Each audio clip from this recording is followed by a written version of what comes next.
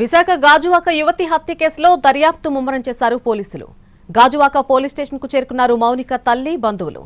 నిందితుడు రవీంద్ర బంధువులు కూడా స్టేషన్ కు వచ్చారు. మౌనికకు సంబంధించిన వివరాలు కుటుంబ సభ్యులను అడిగి తెలుసుకుంటున్నారు పోలీసులు. మరొకవైపు హంతకుడు రవీంద్ర నేవీ ఉద్యోగి కావడంతో రంగంలోకి నేవీ పోలీసులు కూడా దిగడం జరిగింది. గాజువాక పోలీస్ స్టేషన్ కు చేరుకున్నారు నేవీ అధికారులు. మౌనికను రవీంద్ర హత్య చేసిన వివరాలపై ఆరా తీస్తున్నారు. మరొకవైపు రవీంద్ర ఫ్లాట్లోనే మౌనిక శరీర భాగాలున్నాయి. క్లూస్ టీం రంగంలోకి దిగి మృతదేహం వద్ద ఆధారాలు సేకరించనుంది. ఆ ఫ్లాట్ ను క్లీన్ చేసిన దానిపైన ఆధారాలు సేకరించే పనిలో పడింది క్లూస్ టీం. చాలా దారుణమైన విషయం అండి ఇది. నాకు ఈరోజు మార్నింగ్ తెలిసింది.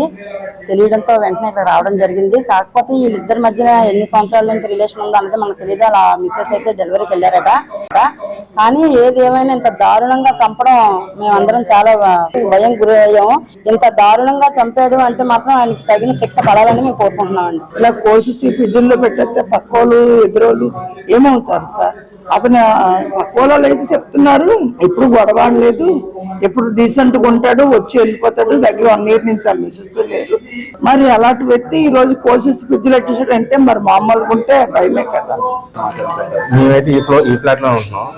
వాళ్ళు వచ్చి 1 year అవుతుంది. 1 year లో వాళ్ళ వైఫ్ ఒక 1 month ఉంది. 1 month డెలివరీ అని చెప్పి వెళ్ళిపోయిన తర్వాత ఇంకా అబ్బాయి, వాళ్ళ తమ్ముడు, వాళ్ళ ఫ్రెండ్, వాళ్ళు ముగ్గురు ఉంటారు అన్నమాట. వాళ్ళ ఫ్రెండ్ అప్పుడెప్పుడు వస్తాడు, వాళ్ళ తమ్ముడు చదువుకోవడానికి వస్తాడు. ఆ అబ్బాయి మాత్రం మార్నింగ్ వెళ్తాడు, ఈవినింగ్ వస్తాడు. ఎవరితో ఎటువంటి గొడవలు లేవు. సౌండ్స్ అయితే ఎవరు రాలేదు. ఇప్పుడు ఈ జనరల్ గా అందరూ అపార్ట్మెంట్ లో అందరూ తలుపులు వేసుకుంటే లోపల ఏం జరుగుతుందో తెలియదు. వాళ్ళు టీవీ సౌండ్ పెట్టుకోవచ్చు, ఏం చేయొచ్చు తెలియదు.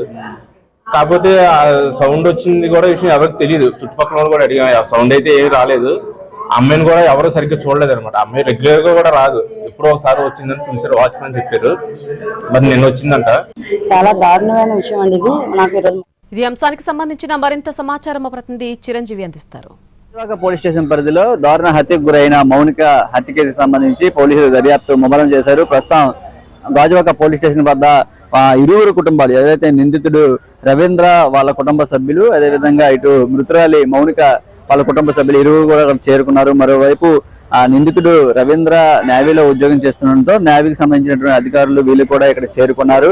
వీటికి సంబంధించి పూర్తిగా అన్ని వివరాలను కూడా పోలీసులు వీళ్ళందరి దగ్గర నుంచి సేకరిస్తున్న పరిస్థితి కనిపిస్తుంది. ఎందుకంటే ఎందుకు హత్య చేయాల్సి వచ్చింది, ఎంత దారుణంగా ముక్కలుగా నరికి ఫ్రిడ్జ్ లో పెట్టి తర్వాత మిగతా భాగాలను నగర శివారులో తీసుకెళ్లి తగలబెట్టాలని కూడా సమాచారం అందుతుంది. వీటన్నిటికి సంబంధించి ఎందుకు ఇలా చేయాల్సి వచ్చింది అనే కోణంలో పోలీసులు ప్రతిదీ కూడా పిన్ టు పిన్ మొత్తం అంతా కూడా రాబడుతున్న పరిస్థితి కనిపిస్తుంది. మరి రవీంద్రకి ఆ మృతురాలు మౌనికకి వీళ్ళిద్దరి మధ్య పరిచయం మీద కూడా ఆరా తీస్తున్నారు. ఎలా పరిచయం అయ్యింది, ఇది ఒక యాప్, డేటింగ్ యాప్ లాంటి ఒక యాప్ ద్వారా పరిచయం అయినట్టు కూడా తెలుస్తుంది. మరోవైపు ఆ మృతికి సంబంధించి హత్య కేసుకు సంబంధించి వివరాలు తెలిసిన తర్వాత మృతురాలి బంధువులు వీళ్ళంతా కూడా చేరుకున్నారు. వాళ్ళ దగ్గర నుంచి కూడా సమాచారం అందుకుంటున్నారు. అయితే రవీంద్రకి ఇదివరకే పెళ్లి అవడం, పెళ్లి అయిన తర్వాత భార్య గర్భవతి అయిన తర్వాత పుట్టింటికి పంపించి ఈ విధంగా పలుమార్లు ఇంటికి కూడా వచ్చేదని చెప్పేసి అక్కడ అపార్ట్మెంట్ వద్ద స్థానికులు, చుట్టుపక్కల ఉన్న వాళ్ళు వీళ్ళంతా కూడా చెప్తున్న పరిస్థితి కనిపిస్తుంది. ఎవరైతే నిందితుడు రవీంద్ర హత్య చేసిన తర్వాత వాళ్ళ స్నేహితుడు సోదరుడికి కూడా సమాచారం ఇచ్చారు, ఈ విధంగా చంపేశానని చెప్పి.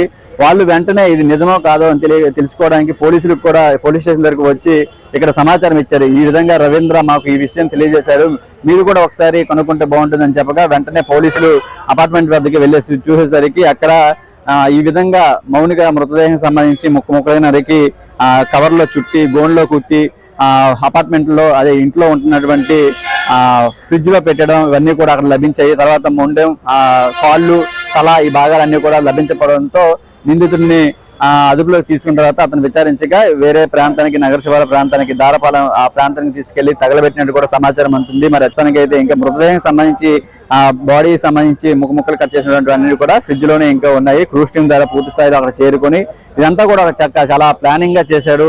ఇన్స్టామార్ట్ లో ఒక కత్తిని ఆర్డర్ చేసి అక్కడ నుంచి తీసుకొచ్చిన తర్వాత దాంతో నరికి ఇంట్లో కూడా ఎక్కడ కూడా రక్తపు మరకలు ఎక్కడ లేకుండా పూర్తిగా జాగ్రత్త పడి, ఇంత జాగ్రత్త పడిన వ్యక్తి మరి ఈ సమాచారాన్ని స్నేహితులకి, సోదరుడికి అప్పగించి ఇదంతా కూడా చేయడం పట్ల కూడా అనేక కోణాల్లో పోలీసులు దర్యాప్తు చేస్తున్నారు.